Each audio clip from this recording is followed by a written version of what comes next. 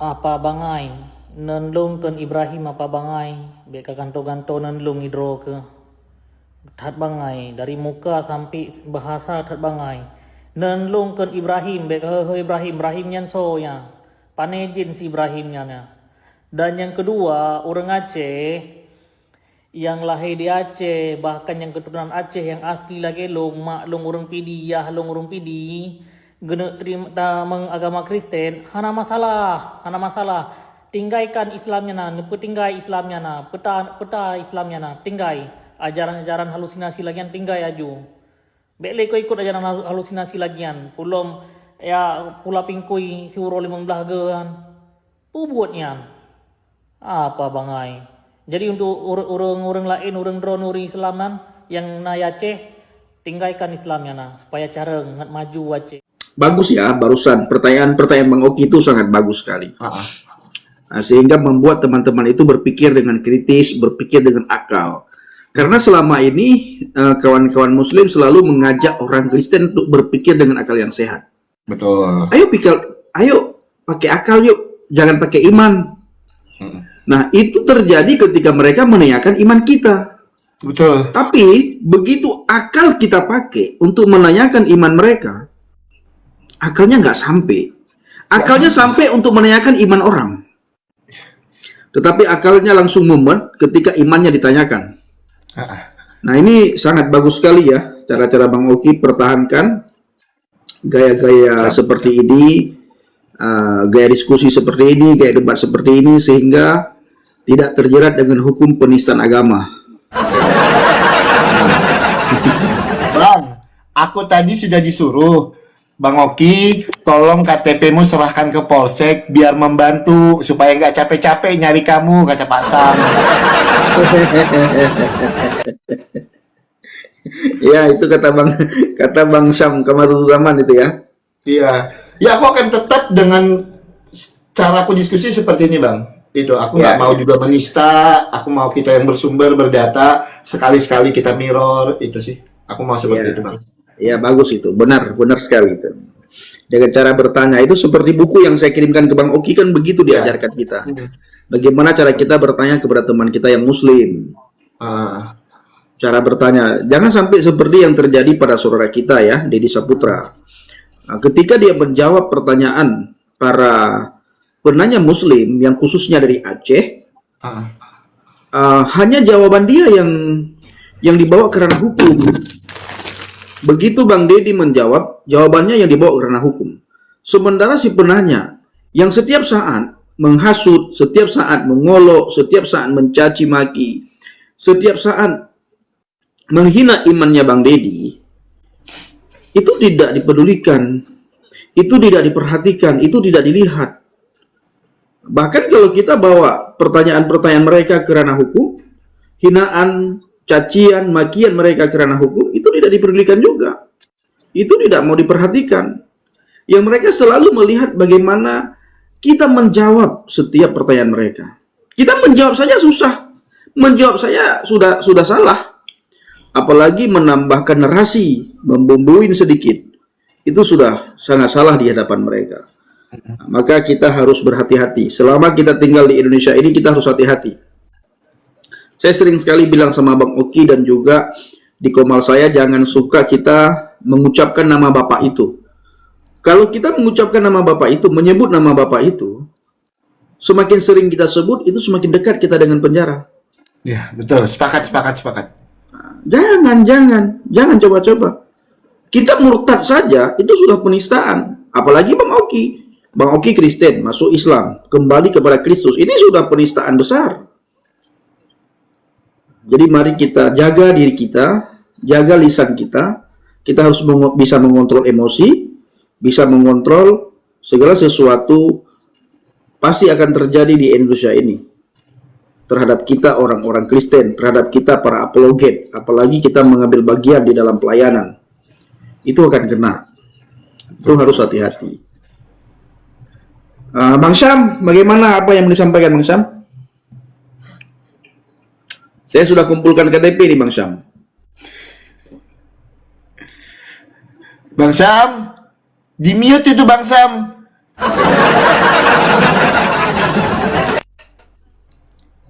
Bang Syam. Nah itu ya teman-teman ya, hati-hati ya, hati-hati selalu kepada teman-teman yang debat, teman-teman yang diskusi, kita yang monolog juga harus hati-hati. Pokoknya tapi aku nggak tahu ya, Bi. jangan Aku singgung nggak tahu sama ya, bapak Bi. itu, jangan bahaya. Setelah Bang Dedi itu ketangkap itu banyak sekali ancaman buat aku itu, Bi. Aku nggak tahu ya, banyak sekali, Bi. Serius. Iya, sama dengan yang saya alami Bang Oki. Kita ini begini Bang Oki ya. Ini saya sering bilang. Jangan pernah kita terpengaruh dengan typingan. Begitu Iya, kita buka typingan data, sih faktor utamanya itu, Bi. Yakin. Iya benar. Bang Oki kan bisa lihat di komal kita kan? Di komal Iya. saya. Begitu saya buka komal, orang Aceh kan selalu hadir.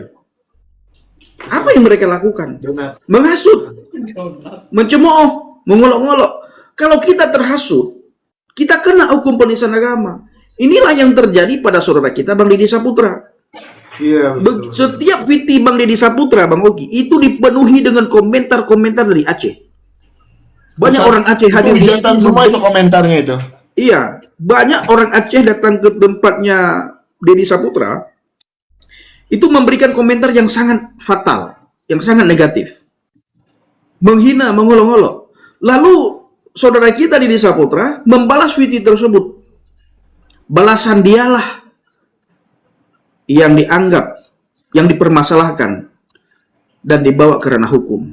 Ini yang terjadi di bangsa dan negara kita. Sama dulu dengan Bang Gracia Pelo. Bang Gracia Pelo juga seperti itu. Ah, Kurang data apa Bang Gracia Pelo? Tetap dianggap penistaan agama. Lalu Bapak Muhammad Kece. Bapak Muhammad Kece kurang data apa? Dibukakan ayatnya. Dibukakan suratnya, di mana tertulis surat apa, ayat apa tertulis.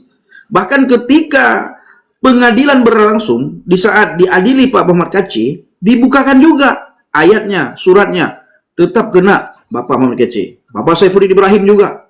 Dan juga teman-teman kita yang lain. Hati-hati.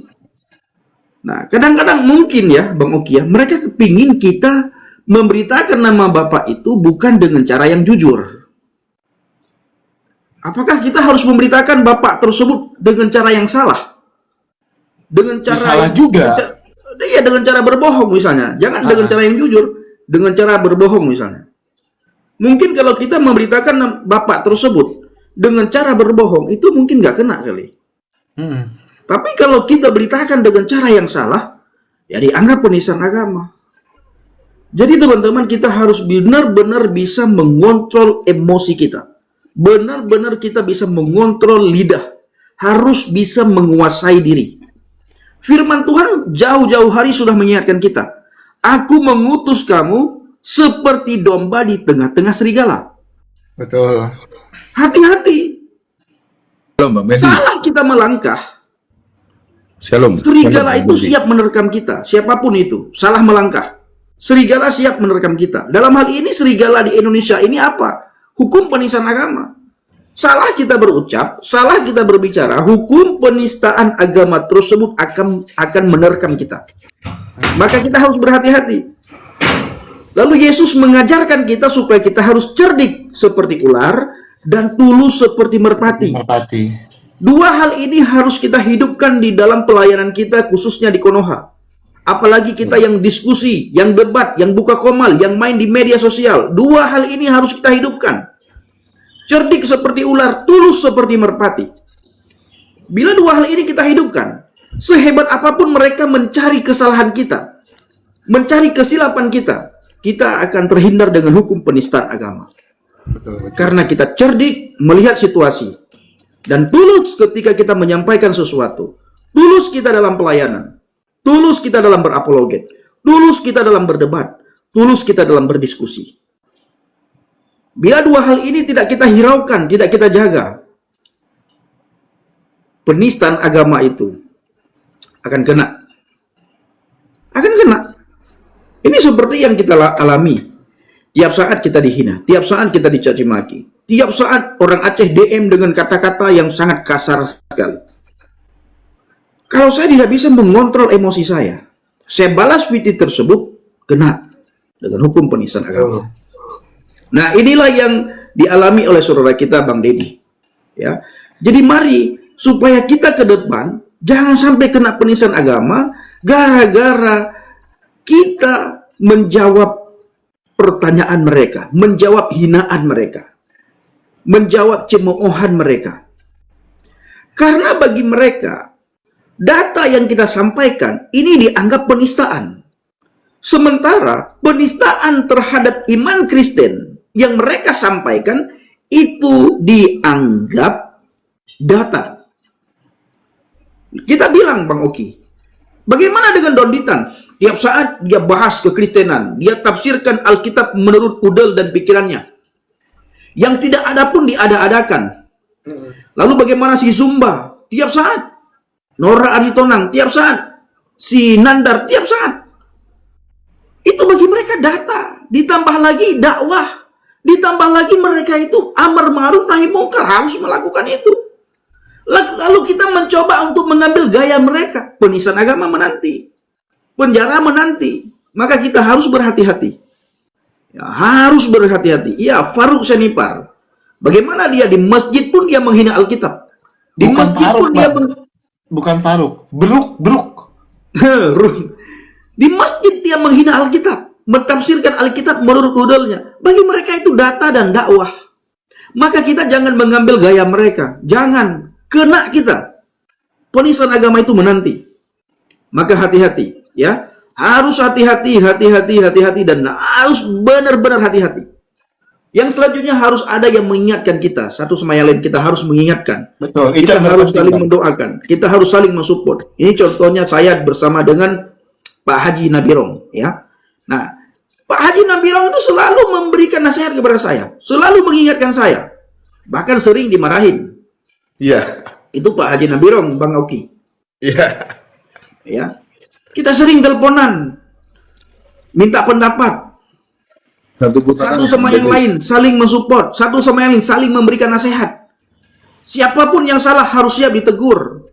Dan ketika ada teman kita yang menegur kita, itu bukan berarti teman tersebut iri. Tapi bentuk sayang kepada kita. Bentuk sayang. Peduli kepada kita. Untuk mengingatkan, betul. Iya, bagaimana Bang Oki juga lihat, bagaimana Haji Nabirong yang selalu memberikan nasihat kepada kita, bahkan kadang-kadang kita dimarahin kan sama Bapak Haji Nabirong. Nah, terus ketika Pak Haji Nabirong mengingatkan kita, memberikan nasihat, memarahi kita, apakah kita juga ikut marah? Apakah kita tersinggung? Tidak boleh. Itu bentuk kepedulian Bapak Haji Nabirong terhadap kita, Bang Oki. Betul. Nah, maka saya sangat bersyukur ada teman-teman yang mengingatkan. Bang Nabirong Yang terpenting itu teman-teman itu, Bang, yang mengingatkan. Itu. Yes. Oke, Bang Sam Kamaruzzaman, bagaimana? Oke. Shalom buat semua. Sekali lagi. Salam. Kalau kita tadi sebutkan MKC, kita Abang lagi open cam, aku off cam bentar. Oke. kita sebutkan Gracia Pelo, kita sebutkan Bang Deddy gitu ya. Kita itu hanya remah-remah rengginang. Sudah ada contoh besar.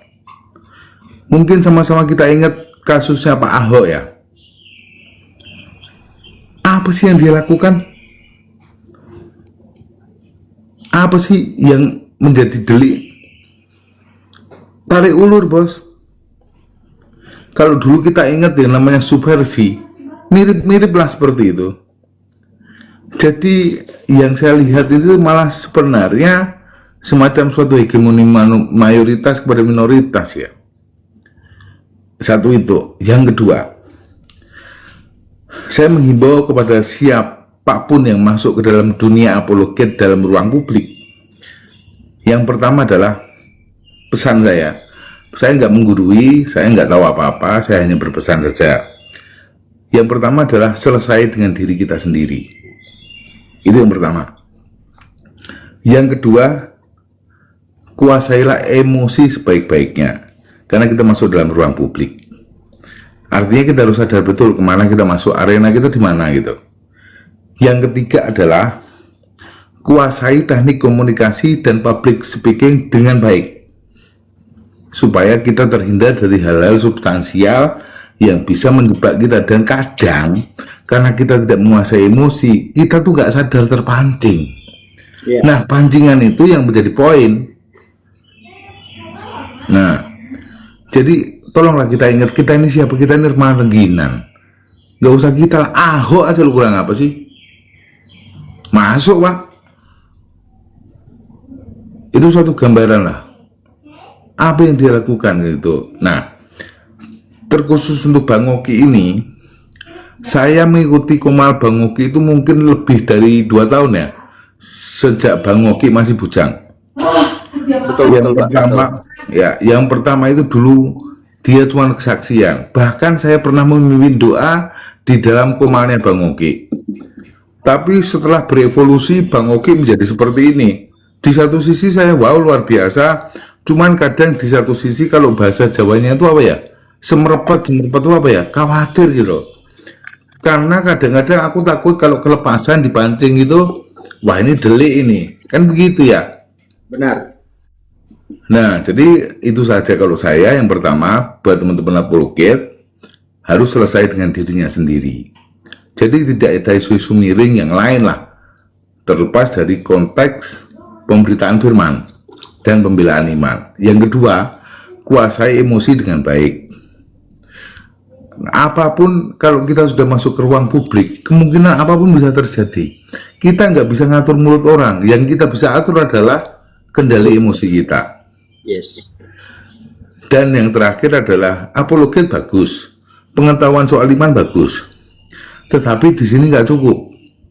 Perlu saya tekankan bahwa teman-teman apologet menguasai teknik-teknik komunikasi dan public speaking, sehingga punya cara-cara untuk membuat hal yang menjadi menarik gitu. Itu kalau menurut saya Bang Pendi ya. Saya termasuk pengikut Bang Pendi dan salut ya. Saya nggak bisa bayangin hidupnya Bang Pendi kayak apa. Kalau saya udah nyerah ya. Udah masuk ke dalam bumi kalau saya. Tapi tetap semangat. Kita memang harus berhikmat. Tadi benar dikatakan ya, kita harus cerdik seperti ular, tulus seperti merpati ya. Tapi ingat bahwa prinsip kita adalah hidup dalam. Yes. Jadi buat teman-teman semua apologet, jangan gentar. Jangan ini jadikan pukulan moral, jangan. Tetapi perbaikilah cara kita, hindarilah pancingan-pancingan yang menjadi perangkap jebakan Batman gitu ya. Terus yang terakhir adalah saya menghimbau buat teman-teman apologet yang sedikit keras, yaitu himbauan saya adalah mari kita bersama-sama kumpulkan KTP di polsek-polsek terdekat. Terima kasih.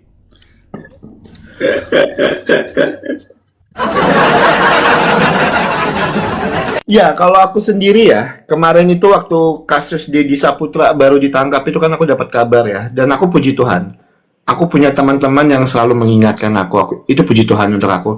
Bang Pendi langsung telepon aku, Nabirong langsung telepon aku. Hati-hati diskusi, jaga narasimu. Lebih banyak bahas firman Tuhan, sekali-sekali boleh kau mirror. Itu. Karena memang ini yang menjadi emang permasalahannya. Tapi ini juga nggak bisa kita apa kan ya? Nggak bisa kita salahkan satu pihak aja, Bang. Kadang-kadang di komal-komal mereka juga, kenapa narasi mereka bisa keras? Karena ada typingan yang memancing. Dan itu terjadi di kekristenan sendiri. Kenapa komentar kita bisa keras? Karena ada typingan yang memancing itu semua. Nah benar, memang yang berbahaya ini ketika kita sudah terpancing ya, emosi kita ini terpancing, akhirnya kita kelepasan, keselip lidah kita, itu membuat kita bisa masuk sih. Itu menurut aku sih ya. Silakan Bang Pendi. Ya, ada Bang Nabirong itu di bawah. Nyanyikan Bang. Sebentar aku undang dulu. Bang naik Bang. Kalau nggak di jalan naik lah. Jadi Satu lagi Bang, nanti akan saya bikin semacam apa ya, semacam buku panduan berapologet gitu, untuk menghindarkan kita dari jebakan Batman gitu ya. Kalau menurut saya, saran saya adalah hindari kata-kata 1 gua, 2 buta huruf, 1 saya mau bilang gimana ya, 1 yang belakangnya fil itu. Pokoknya hindari kata-kata itu. Kalau kita masuk ke situ, aduh, Nah ya, Bang. gorengannya mantap itu. Yang pasti gini sih Pak, jangan menyebutkan nama si itu aja, jangan disebutkan. Terus hal-hal yang menurut aku nggak penting untuk dibawa ke konteks diskusi, jangan dibawa. Makanya aku jujur nih, ini bukan menista ya teman-temannya. 2,5 tahun aku berdiskusi, belum pernah aku bertanya apakah benar menikah dengan ini. Nggak pernah aku tanyakan itu. Karena menurut aku itu bukan hal yang penting untuk aku bawa ke ranah diskusi. Itu belum pernah aku bertanya itu. Boleh kalau memang ada, silakan videonya dikirim ke saya. Tapi nggak pernah saya lakukan itu. Selama 2,5 tahun saya diskusi. Gitu. Ya, Madia benar. Saya pernah sampaikan itu, Madia. Kalau kamu keberatan ya laporkan saja. Kalau kamu anggap itu penistaan, kamu laporkan saja.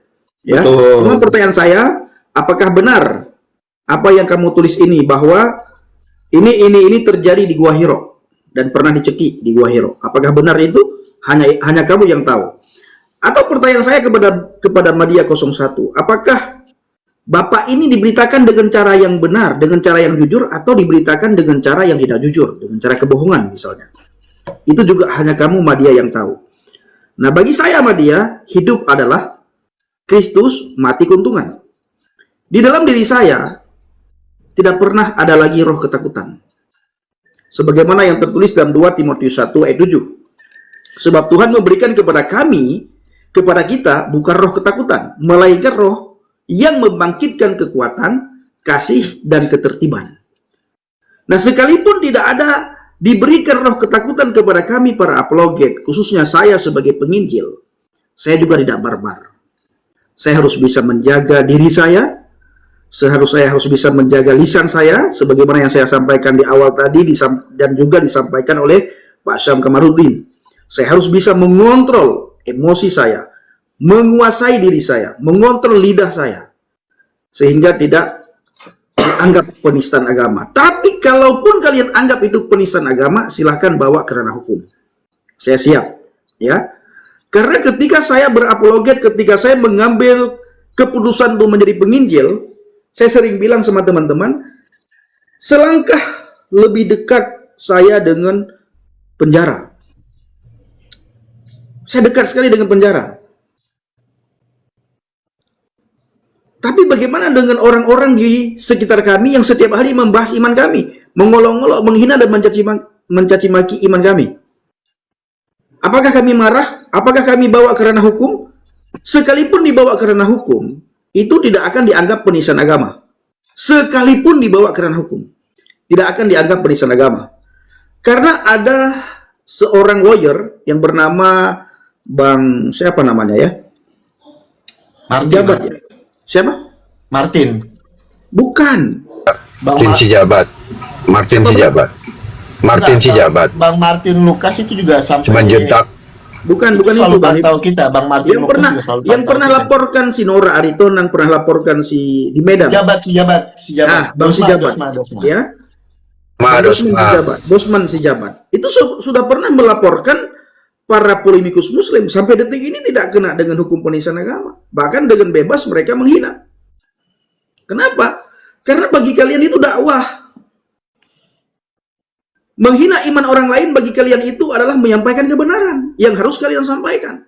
Tetapi kalian tidak siap. Ketika dibalik, kalian tidak siap. Ketika iman kalian dipertanyakan, kalian tidak siap.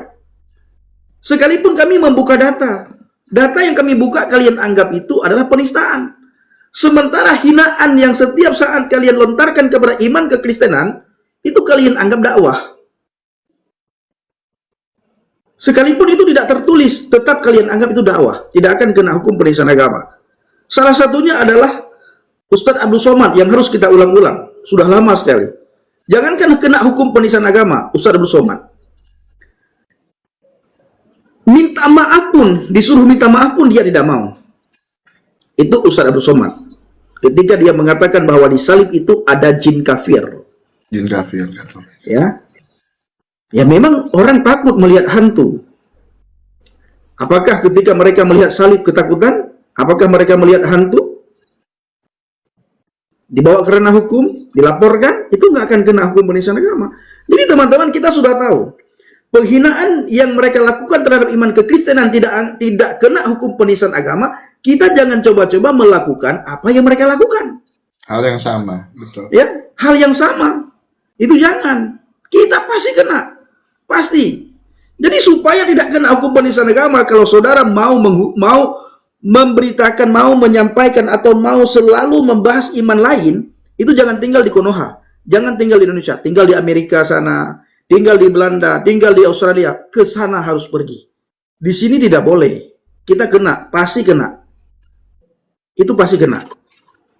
Dan kita tidak bisa berharap banyak sama mereka. Karena semua mereka yang pegang. Menteri Agama dari pihak mereka.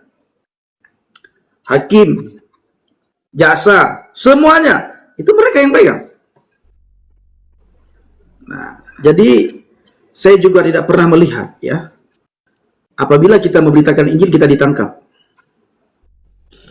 Belum ada orang Kristen di Indonesia ini ditangkap karena memberitakan Injil. Tapi banyak sekali saudara-saudara kita ditangkap bukan karena memberitakan Injil, tetapi terpancing emosinya dan membahas iman lain, membahas agama lain, dan membahas nama Bapak itu. Saya sudah sering ingatkan, jangan bahas nama Bapak itu. Bahaya. Ya, tapi ketika kita ingatkan seolah-olah kita iri sama orang tersebut. Jangan, teman-teman ya. Kita mengingatkan karena kita peduli. Kita mengingatkan karena kita sayang.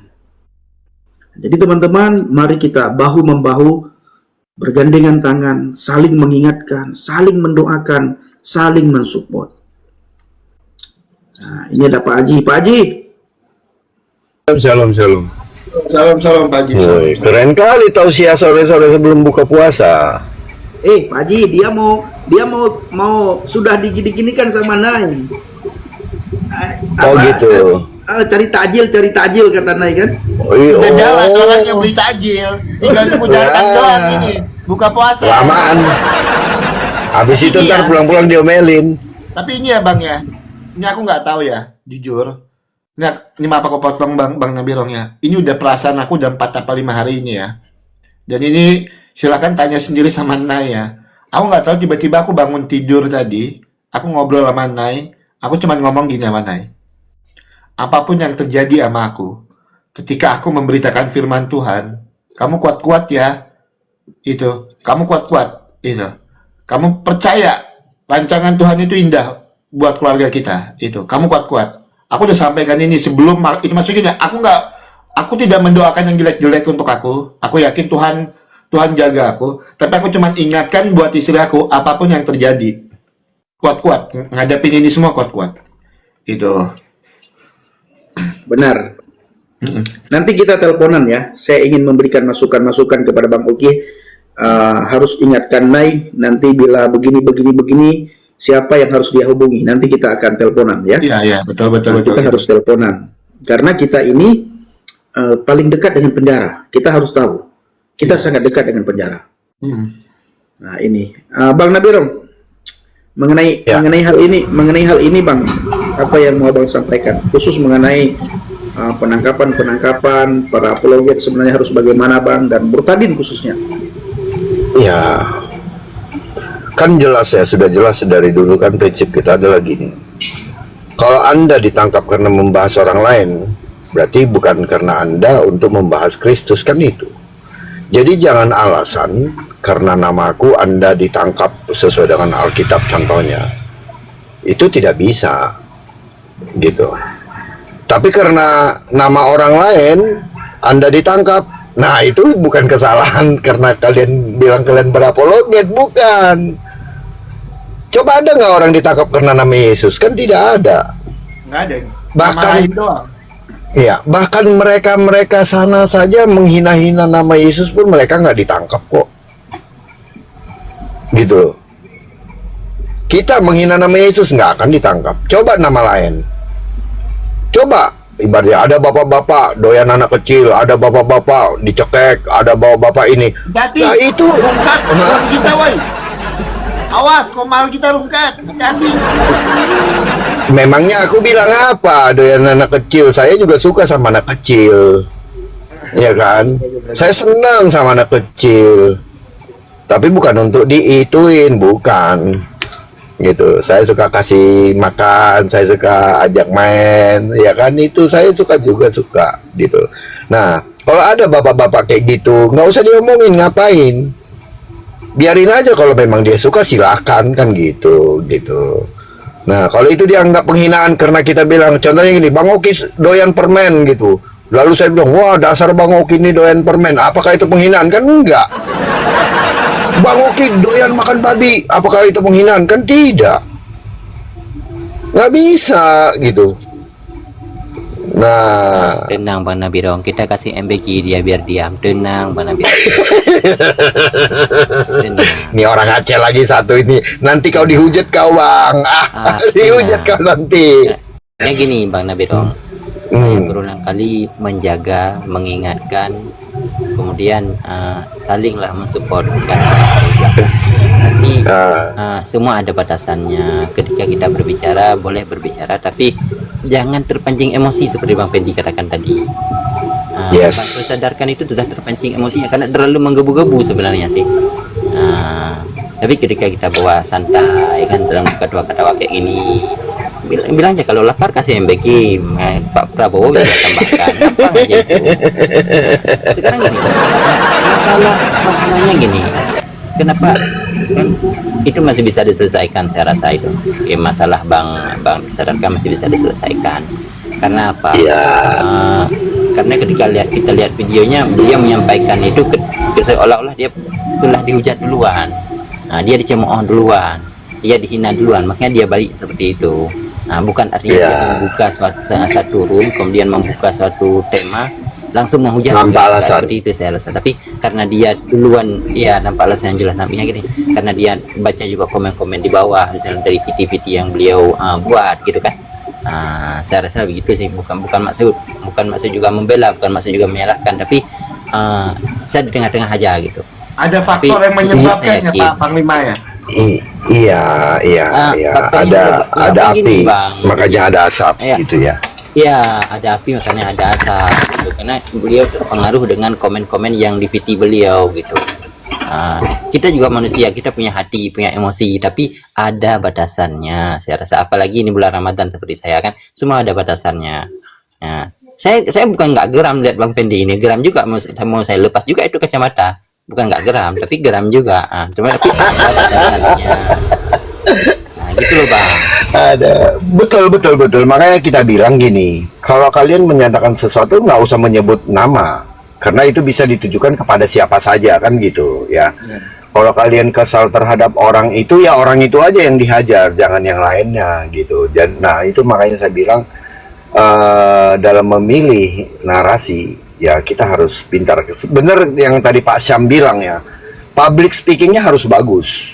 Ya, public speakingnya artinya gini, dia tahu menempatkan kata-kata yang tepat untuk itu. Nah, public speaking ini sangat penting. Jadi bukan asal karena emosi lalu mengeluarkan kata-kata yang sembarangan gitu kan, akhirnya dia kena sendiri. Nah itu. Cuman ya satu lagi, bukannya kita tidak sayang sama teman-teman itu, tapi artinya gini loh. Sudah berapa kali kita ingatkan, janganlah gitu, janganlah menghina gitu, ya gitu, atau janganlah terang-terangan gitu kan, gitu, sarkas dikit gitu ya nggak apa-apa gitu untuk mancing emosi orang dikit. Kalau gitu saya nggak setuju Bang Nabirong, nggak setuju karena gini, yang namanya salah tidak salah. Misalnya ada seorang daripada pemimpin pesantren memakan santrinya sendiri gitu, kadang-kadang dia memakai kain sarung, pantatnya bagus, kemudian dia sodomi itu di pesantren, itu salah juga itu. Hati-hati. Yang namanya benar Komalnya lagi rentan Bang. Komalnya lagi rentan. Bang, yang salah tetap salah. Bang, kau jangan terus terang lah kau di sini Bang, jangan terus terang lah, nanti kau dikejar-kejar kau. Ini Bang Nabirong, yang namanya pembenaran tetap benar, yang salah tetap salah dia. Kita nggak bisa membela yang salah tetap benar, enggak. Kan gitu Bang Pendi. Ya, secara garis besar kekuatan massa sulit Bang, kekuatan massa itu sulit nanti kita lawan gitu. Bukan sulit, tapi begini, ketika kita melawan mereka cuma berani serang melalui VT-VT doang, tapi ketika diajak berdebat, kita minta ayat, minta hadis dan segala macam, mereka nggak mampu. Itu konyolnya. Nah, ini yang benar. Jadi sebenarnya kan gitu ya, kalau kalian mau menyerang, ayo serang argumen. Ya, jangan menghina, serang argumen yang kalian baca, sumber yang kalian baca, kalian tunjukkan sumbernya, tanpa harus membuat apa framingan jelek gitu, tanpa harus menyematkan kata-kata hinaan di situ. Saya rasa orang Kristen sangat, wah mari kita senang gitu. Iya. Karena ini Nah, itu. kita membuat satu Gitu. tema, kemudian kita membahas tema itu tanpa menyudutkan orang lain, tapi yang kita bahas kan tema itu. Ketika kita Anda berbicara atas dasar apa? Itu kan atas dasar tertentu kita berbicara. Misalnya Yes, keyakinannya apa? Mereka bawa Injil, bawa Bible dan segala macam. Kami pun Islam bawa Al-Quran dan segala macam. Tapi menurut keyakinan jangan kalah lari, jangan kalah menghina, menghujat segala macam. Itu tidak diajarkan juga dalam Islam. Nabi sendiri nggak pernah mengajarkan seperti itu loh. Ya, saya ingin sampaikan begini ya, Bang Palima, sehat Bang Palima? Alhamdulillah bang. Alhamdulillah. Ini banyak sekali orang-orang yang terpancing ketika membaca komentar. Maka saya selalu berkata ya, ketika kita buka komal, baru sebentar buka komal, saudara-saudara dari Aceh itu datang memancing. Dan puji Tuhan, sampai sekarang kita belum terpancing ya, belum terpancing dengan hal yang sangat fatal, hanya terpancing biasa. Nah, kemarin juga terjadi ada kasus yang di Aceh, daerah Langsa, sampai dia menghujat orang Aceh, lalu banyak orang Aceh hadir datangi rumahnya. Kenapa? Karena dia menghujat karena dia terpancing emosi. Dihujat duluan dia. Ketika dia dihujat, dia dicemooh, dia dicaci maki, dikata-katain dengan kata-kata yang tidak pantas, dia tidak tahan. Dia balas hujatan itu. Hujatan dia yang dibawa ke publik. Lalu didatangi rumahnya oleh banyak orang, oleh massa. Sampai sekarang saya melihat tadi saya dapat VT orang tua daripada anak muda tersebut sampai meminta maaf karena rumahnya didatangi oleh beberapa orang Aceh. Nah, artinya kita harus benar-benar bisa mengontrol emosi kita. Tadi Pak Kamaruzaman bilang, kita tidak bisa menjaga mulut mereka. Kita tidak bisa menjaga mulut orang. Tapi kita harus bisa menjaga mulut, bibir, lidah kita. Kapan kita tahu diri kita sabar? Ketika kita dihujat. Kapan kita tahu diri kita memiliki kasih? Ketika kita dihina dan diolok-olok. Kapan diri kita tahu kita bisa mengontrol emosi kita? Ya, ketika kita dicaci maki. Apakah kita membalas? Kalau kita membalas, berarti kita belum bisa mengontrol emosi kita. Ini yang harus kita perhatikan benar-benar di media sosial. Apapun itu, kita harus jaga dan kita harus tahu. Hukum penistaan agama itu mengintai orang-orang yang bermain di media sosial. Khususnya orang Kristen. Khususnya para apologet, khususnya para penginjil, khususnya para murtadin. Harus benar-benar bisa mengontrol diri kita. Kalau kita tidak bisa mengontrol emosi, jangan balas witty. Apabila kita lihat komentar yang sangat negatif, kalau kita tidak tahan, hapus komentar itu. Saya sering, oh ini saya tidak tahan dengan komentar cacian ini. Saya hapus komentarnya. Supaya tidak keluar sifat-sifat negatif. Tidak terkuras energi saya. Ya, bila perlu ya blokir orang tersebut. Nah, oleh karena itu teman-teman, jaga. Kita tinggal di negara yang rentan hukum penistaan agama. Kita mau teriak-teriak. Kenapa mereka nggak ditangkap? Kenapa mereka tidak dicebloskan dalam penjara? Kenapa mereka tidak kena hukum penistaan agama? Karena mereka menyampaikan nama Tuhan Yesus. Nama di atas segala nama. Tidak akan kena hukum penistaan agama. Dengan cara apapun mereka sampaikan, tetap mereka aman, damai, dan tentram. Kita sudah tahu nih. Kalau kita menyampaikan, membahas nama ini, kita kena hukum penistaan agama. Kita juga membahas, berarti kita tidak mau tahu dengan hukum penistaan agama. Kita mau coba untuk menguji apakah aku kena hukum penistaan agama atau tidak. Ini bukan, jangan, hati-hati. Ya, nama Yesus itu keren sekali, membuat kita damai, membuat kita tentram. Mau nama Yesus dihina, mau nama Yesus diolok-olok, orang tetap tidak akan kena hukum penistaan agama. Kita tahu, benar-benar tahu kalau kita bahas nama ini, kita kena hukum penistaan agama. Kita bahas juga, berarti kita mau kita kena hukum penistaan agama. Dengan cara apapun kita bahas. Bila kita membahas nama ini, kita pasti kena hukum penistaan agama. Jangan bahas lagi. Nah, ini dia. Ya. Itu saja dari saya.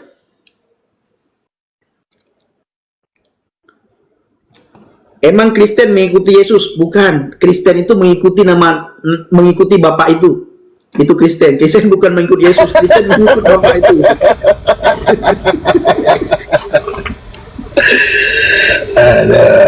Lihat ya. Ini kita pancing terus emosi kita, dipancing terus. Iya. Mbak Ayu, terima kasih. Mbak Ayu, saya sudah baca komen di WA Mbak Ayu, nanti saya balas. Siap Mbak Ayu. Kemana si Panglima? Aduh, kabur dia. Cuman gini loh Bang, kadang-kadang mereka ini gini ya, mereka ini selalu mengatakan gini, kalau kami berbicara itu sesuai yang tertulis di dalam Alkitab. Selalu dasarnya itu. Padahal itu semua cocok logi. Misalnya, Yesus menikah, Yesus menjanjikan 100 bidadari, itu kan bercocok logi tuh. Bahkan ketika sore tadi aku diskusi, ada ayat Alkitab yang dirubah langsung. Makanya aku langsung ngomong, kalau misalnya kitab suci mau kurubah seperti itu, besok aku jadi demo berjilid-jilid, aku dilaporkan atas dasar penistaan. Itu tadi sore barusan terjadi itu. Makanya aku sengaja cari celah, ya udah selesaikan diskusi ini. Itu. Yesus bukan Tuhan saja penistaan loh. Yesus dikatakan Yesus bukan Tuhan pun itu penistaan. Itu penistaan karena tidak ada ayatnya Yesus bukan Tuhan. Ya. Gitu. Nah, makanya ketika itu menurut keimananmu ya silakan, tapi kau jangan bawakan dalam keimanan kami atau membahas dalam ranah keimanan kami. Gitu. Kalau kalian berbicara, oh itu dia cuman ini, ya nggak ada masalah buat kami, dari dulu kami sudah tahu itu. Tapi ketika kau membahas Alkitab, membahas kekristenan, lalu kau katakan Yesus bukan Tuhan, itu penghinaan. Tapi kalau kau bahas kitabmu, bahwa si Anu namanya si Anu gitu kan, itu memang bukan Tuhan gitu, ya nggak apa-apa. Nah, gitu. Lalu bagaimana kalau kami bilang bahwa si Bapak itu bukanlah utusan gitu? Ya kami berhak karena memang tidak ada di kitab kami bahwa dia adalah utusan, bahkan itu tidak dikenal gitu. Nah, kalau si Bapak itu tidak dikenal di tempat kami, baru kami bilang, wah itu enggak, itu bohong gitu kan, itu dia bukan utusan, dia ngaku-ngaku aja. Apakah itu penghinaan? Tidak, karena memang tidak ada di kitab kami. Itu versi kami gitu. Kalau versi kalian ya silakan gitu. Nah itu maksudnya gitu, jangan bahas Alkitab lalu menyatakan Yesus bukan Tuhan, tetapi kau bahasnya melalui perspektif Alkitab, ya itu penghinaan. Kalau saya membahas Bang Pendi bukan rasul atau bukan nabi, ya karena memang di kitab kami Bang Pendi tidak pernah diceritakan sebagai nabi, tidak pernah dituliskan gitu. Bahkan mungkin perilaku Bang Pendi dianggap sesuatu yang nggak layak untuk dilakukan sebagai pengikut Yesus gitu. Contohnya Bang Pendi melakukan sesuatu yang nggak pantas gitu kan, ya kan, lalu dianggap satu penghinaan? Tidak, karena memang di kitab kami tidak dituliskan itu, tidak menunjukkan itu. Jadi bukan penghinaan, kami berbicara melalui apa yang kami ketahui melalui kitab kami. Karena kami tidak bahas kitab orang lain atau kitabnya Bang Pendi. Mungkin kitab Bang Pendi bilang, oh Bang Pendi ini adalah nabi gitu. Bang Pendi nulis sendiri atau Bang Pendi bilang gua nabi, kata Bang Pendi gitu. Gua rasul, kata Bang Pendi gitu. Tapi itu kan menurut Bang Pendi, bukan menurut saya dan kekristenan. Nah, jadi perspektifnya jangan disamakan gitu. Nah, kalau kalian mau membahas perspektif kalian ya silakan. Bang Pendi mau bahas perspektif Bang Pendi gitu, bahwa Bang Pendi adalah ini, ya silakan. Tapi kalau perspektif kami dari apa yang kami yakini, Tidak, kami tidak mengakui itu. Bahkan kami anggap itu aneh gitu, ya kan? Gitu. Bahkan orang-orang yang mengikuti Bang Pendi itu jadi saya anggap kok orang ini kok botol gitu ya kan. Nah gitu kalau perspektif kami sebagai kami kan gitu. Tapi kalau kalian mengikuti Bang Pendi terserah. Ya, ini Iya. Bang. Ini Bang, seperti dasi Imat ya. Imat Gauh ya. Imat Gauh itu mengatakan bahwa kita ini pengikut Paulus. Kami tidak marah ketika kalian mengatakan kami pengikut Paulus, karena Paulus ya, Rasul Paulus bukan rasul yang buta huruf. Tidak ada satupun orang Kristen yang jahat ketika mengikut Rasul Paulus. Ya, dan Rasul Paulus tidak pernah menikah dengan anak kecil. Kami bangga punya rasul seperti Rasul Paulus. Tidak pernah dia menikah dengan anak kecil. Dan Rasul Paulus tidak pernah menikah dengan janda manapun. Itu Rasul Paulus. Mu janda kaya, mu janda miskin. Dan Rasul Paulus tidak pernah menyuruh orang Kristen untuk berperang demi iman, demi Tuhan Yesus. Enggak pernah. Ya, tidak pernah. Tapi apakah saya terpancing membahas-bahas nama Bapak itu? Enggak. Enggak, Ya. Iman Gauh. Rasul Paulus nggak pernah nyuruh malakin orang Enggak, Iman Gauh. supaya kau aman kau bayar itu pajakmu sama kami. Nggak ada itu, nggak ada. Enggak. Rasul Paulus nggak pernah gitu suruh malakin orang, nggak pernah gitu. Betul. Bahkan kalau disuruh pilih ya, Bang Nabirong, disuruh pilih misalnya. Ada Rasul Paulus, ada Bapak ini. Pilih yang mana? Dan mana yang layak dipilih antara Rasul Paulus dan Bapak ini? Rasul Paulus. Rasul Ya, Paulus. saya kasih contoh kayak gini. Rasul Paulus suruh makan bebong. Oke. Tiba-tiba ada bapak-bapak bilang, kau makanlah itu, kau minumlah itu kencing apa itu katanya ya kan, bebong itu kata gitu kan. Ya saya milih makan bebong daripada minum kencing bebong. Ya. Kan begitu ya kan. Nah itu kan otak waras saya ya kan. Nah enakan ngikut siapa? Enakan ikut siapa gitu. Rasul Paulus itu tidak pernah menyuruh orang nyekik perempuannya. Yes. Nggak pernah tuh mukulin perempuannya, nggak pernah. Tapi disuruh kasihilah. Ya, Bang, enggak pernah juga disuruh berbohong oleh Rasul Paulus. Iya nggak pernah. Nggak pernah. Paulus Yang bilang jelas. udah bolehlah kau bohong sedikit-sedikit. Nggak ada Rasul Paulus nggak pernah ada ngomong itu. kayak gitu. Nggak ada. Gitu. Iya, Yang nggak jelas ada. ketika kita membaca tulisan-tulisan Rasul Paulus, itu membuat kita semakin dekat dengan Kristus. Betul. Iman kita semakin Ada perbaikan dikuatkan. apa? Akhlak. Ada perbaikan akhlak di sana. Ada perbaikan akhlak. Nah, ada satu gini, ada satu yang saya dengar itu katanya mantan pendeta, wah, arom-arom itu gitu.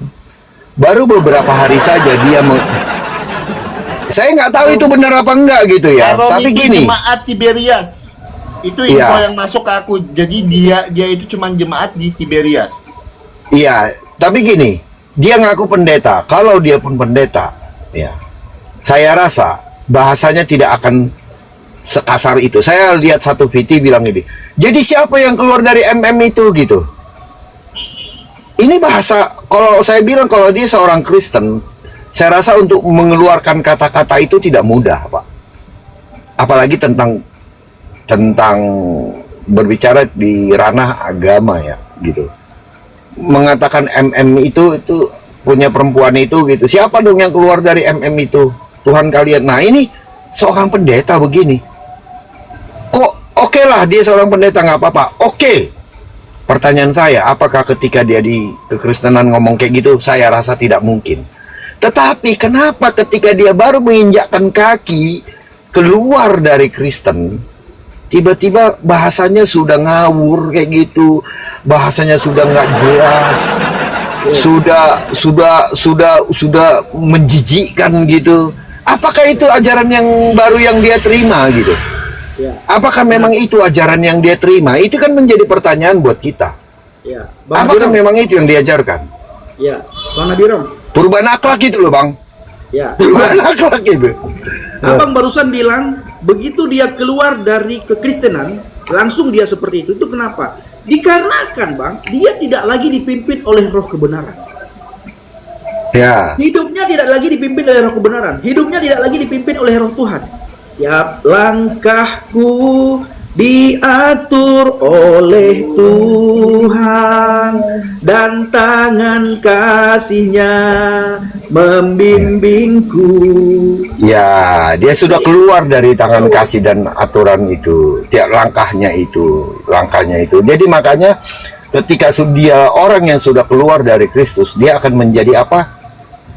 Nah, ini kan jadi pertanyaan.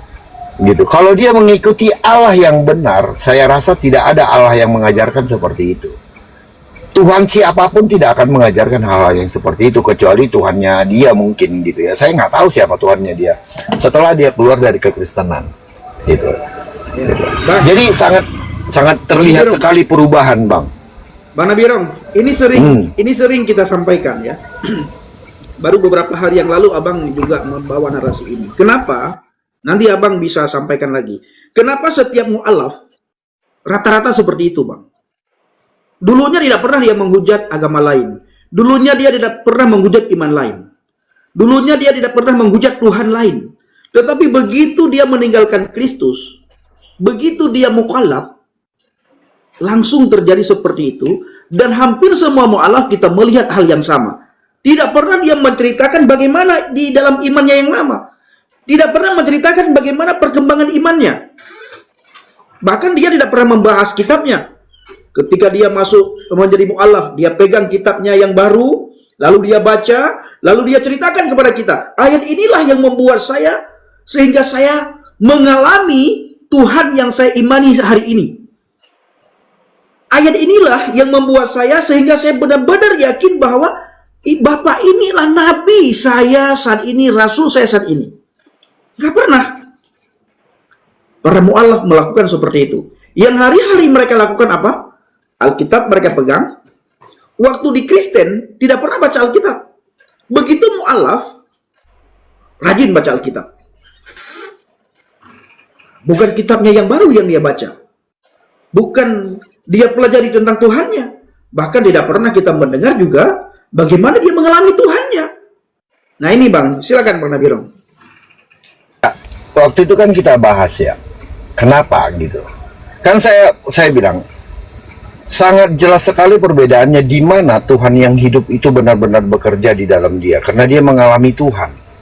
Mengalami apa yang benar-benar dia mungkin tidak pernah alami.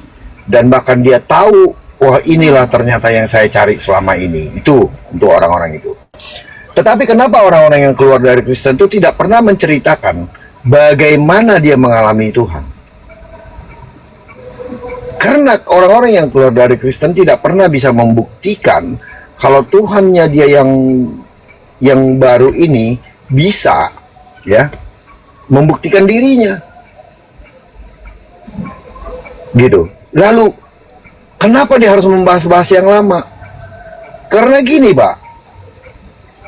Orang yang tidak melakukan yang baik akan mengulik perbuatan yang jelek orang lain supaya merasa dirinya, supaya kesalahannya dia itu tertutupi.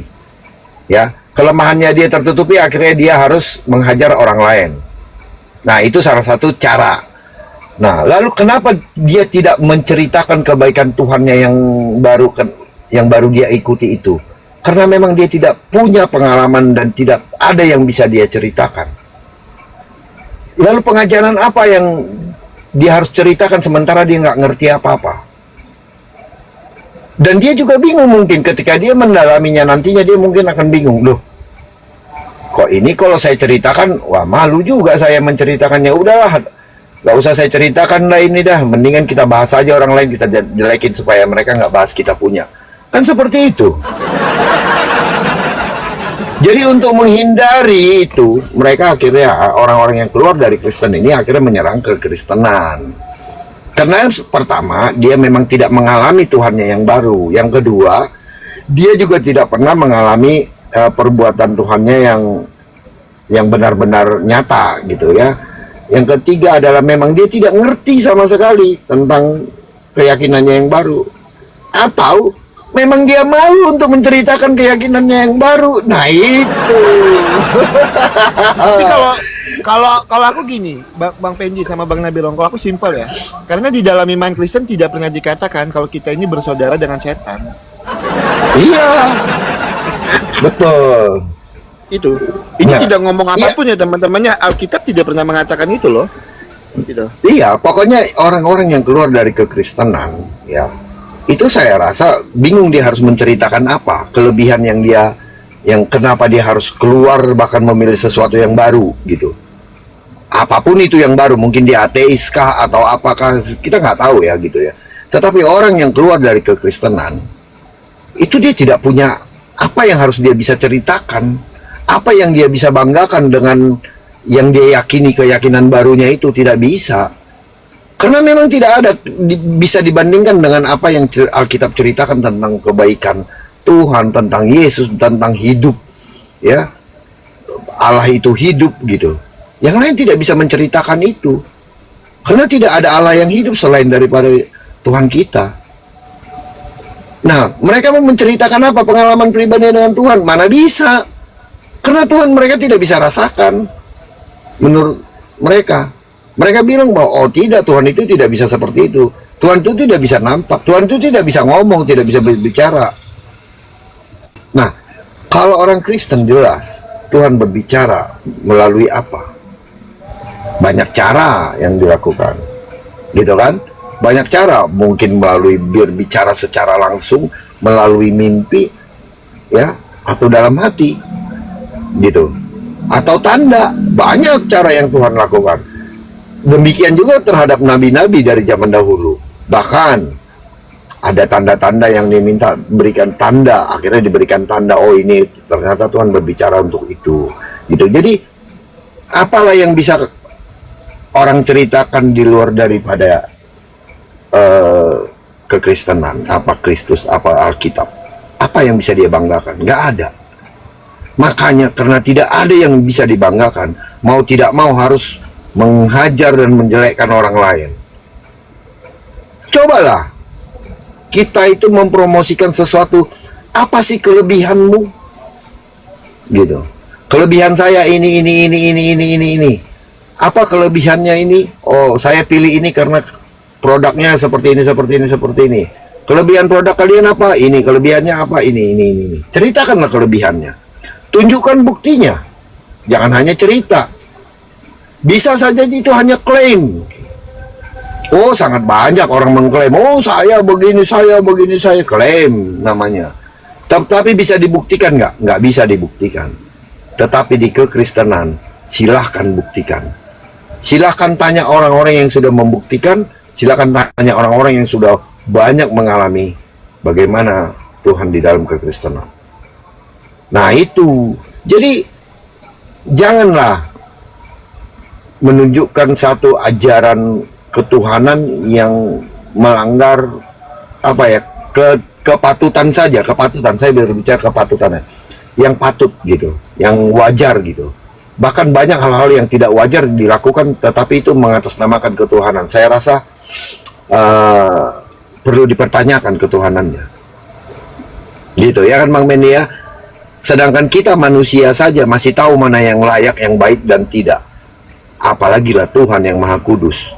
Dia tidak mungkin akan mengizinkan atau menyuruh umat-umatnya untuk melakukan sesuatu yang nggak pantas, yang tidak wajar, bahkan melakukan dosa. Contohnya Bang Pendi bilang tadi, udah kau bohong aja, itu kan melakukan dosa. Bagaimana bisa Tuhan menyuruh kita melakukan dosa? Itu bertanya saja di situ. Kalau ada Tuhan yang menyuruh kita melakukan dosa, pertanyakan itu Tuhan siapa? Karena apa? Di dalam Alkitab jelas dikatakan adalah bapak segala dusta adalah iblis. Jadi para pendusta bapakmu adalah iblis. Betul. Makanya kalau para pendusta ini jangan bilang anak Tuhan, itu anak-anak iblis semuanya kan. Termasuk kita orang-orang Kristen yang banyak pendusta. Ya. Jangan karena kau berdusta kau ditegur, tiba-tiba kau marah-marah, kau merasa diri kau anak Tuhan, tidak. Gitu. Nah, makanya orang-orang di sana mereka bisa melakukan itu dengan berdusta dengan itu karena mereka diizinkan sama Tuhannya, tidak ada masalah buat itu. Silahkan saja. Tetapi bagi kita orang yang waras, Bagi orang-orang yang mengerti kesucian, kemahasucian Tuhan, tidak mungkin Tuhan itu akan menyuruh orang lain berbuat dosa. Sedangkan jelas Tuhan menurunkan, jangan berdusta. Masa iya setelah dia membuat satu aturan jangan berdusta, lalu dibilang boleh berdusta? Yang penting nggak ketahuan.